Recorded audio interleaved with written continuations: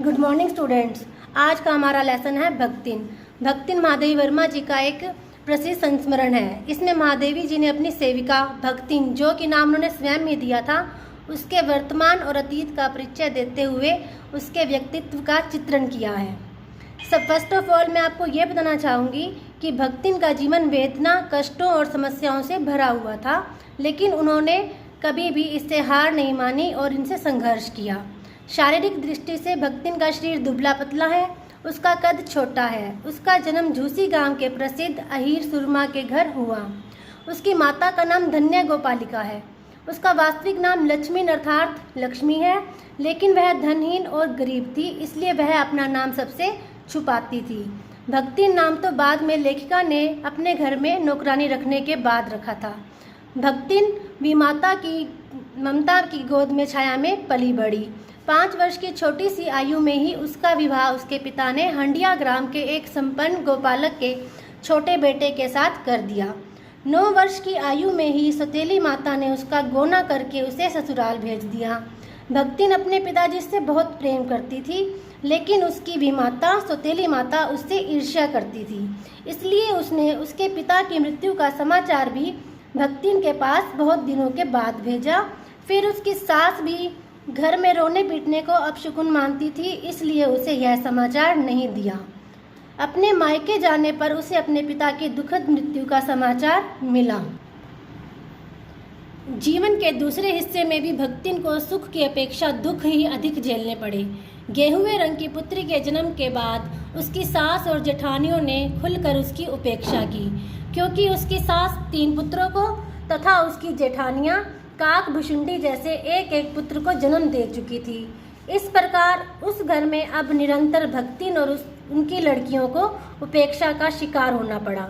भक्तिन घर में कुटती पीसती और उसकी लड़कियों को गोबर उठाना और घर के सारे काम करने पड़ते, जबकि उसकी जेठानियां और उसके काले कलूटे बेटे उन पर फक्तियाँ कसा करते थे।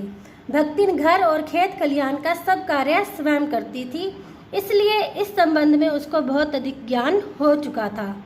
लगभग 36 वर्ष की अवस्था में उसका पति अपनी बड़ी लड़की की धूमधाम से शादी करने के बाद अपनी 2 कन्याओं और पत्नी को छोड़कर संसार से विदा हो गया। बाद में भक्तिन धीरे धीरे बूढ़ी हो गई तथा उसने अपने पति को भी बढ़ऊ कहकर संबोधित किया।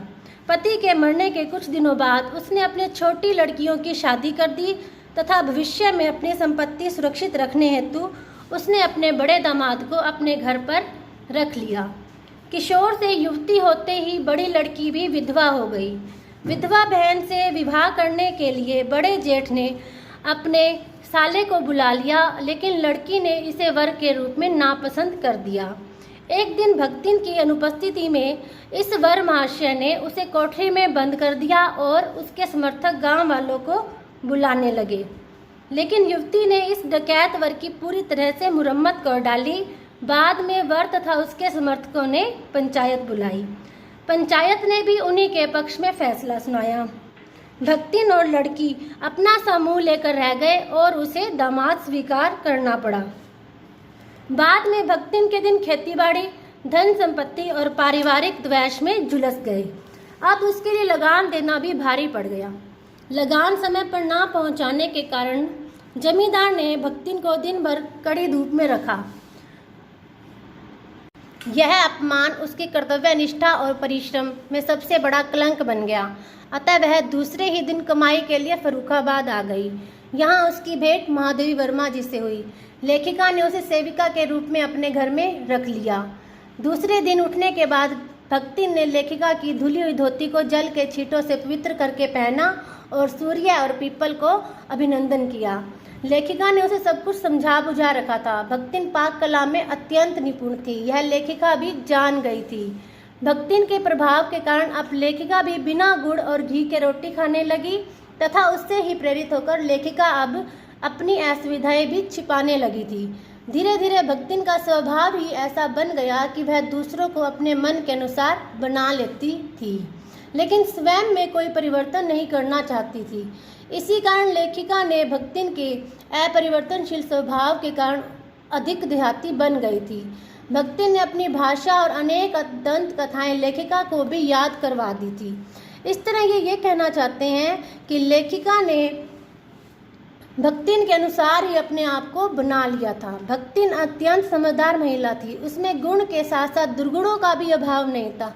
लेखिका को जिस बात से गुस्सा आता था भक्तिन उसे इधर उधर करके बताया करती थी। वह सत्य के साथ भी झूठ बोल दिया करती थी। शास्त्रों का प्रश्न भी वह अपनी सुविधा के अनुसार सुलझा लिया करती थी।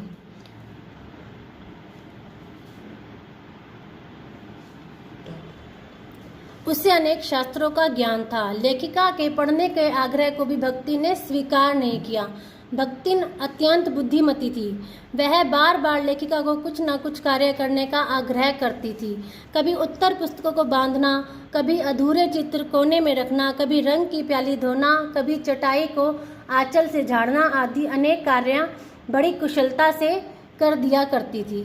लेखिका की कोई भी पुस्तक प्रकाशित होने पर वह बहुत प्रसन्न हुआ करती थी। जैसे स्विच दबाने से बल्ब में छिपा प्रकाश प्रकट हो जाता है, वैसे ही पुस्तक प्रकाशित होने पर भक्तिन भी ऐसे ही प्रकाशित हो उठती थी। इस प्रकार लेखिका उसके हर कार्य में सहायता करती थी। अनपढ़ होने के बावजूद भी वह लेखिका जो भी कार्य करती उसी में उसकी सहायता करती थी। संध्या के समय जब लेखिका अपने सारे कार्य काम समाप्त कर लेती थी तो वह उसके साथ काम करती थी। कुत्ता बसंत छोटी मच्छिया पर पंजों में मुख रखकर आंखें मूंद लेता था और बिल्ली गोधली लेखिका के तकिए पर सिकुड़कर सो जाती थी। भक्तिन भी लेखिका के साथ साथ रात्रि में जागती रहती तथा प्रत्येक कार्य में लेखिका की सहायता करने के लिए दौड़ पड़ती थी। उसके बाद जब देश में युद्ध की होने की स्थिति हुई तो भक्तिन के बेटी, दामाद, नाती उसको बुलाने आए, लेकिन वह उनके साथ नहीं गई। जब युद्ध शांत हो गया तब एक दिन भक्तिन लेखिका के पास विनीत भाव से उसे अपने साथ गांव में जाने के लिए अनुरोध करने के लिए आई। वह लड़ाई के खत्म होने पर वापस लौटने का आग्रह करती हुई वहां से चली गई। अब लेखिका ने भक्तिन और अपने संबंध को स्वामी सेवक का संबंध नहीं माना है। लेखिका के हृदय में भक्तिन के लिए अपार स्नेह और सहानुभूति की भावना थी। भक्तिन धीरे धीरे लेखिका के साहित्यिक परिचितों से भी परिचित हो गई थी। वह प्रत्येक व्यक्ति को उसके आकार प्रकार से स्मरण रखती थी। भक्तिन के संस्कार ऐसे हैं कि वह कारागार से यमलोक के समान डरती थी। वह जेल की यात्रा से बहुत डरती थी। वह ऊंची दीवार देखकर बेहोश हो जाया करती थी। उसके इसी स्वभाव के कारण भक्तिन को लोग लेखिका के बार बार जेल जाने की बात बताकर चिढ़ाया करते थे। लेखिका के जेल जाने पर वह उनके साथ सामान बांध चल पड़ती थी। वह लेखिका के साथ न जाने पर अपमानित भी हुआ करती थी।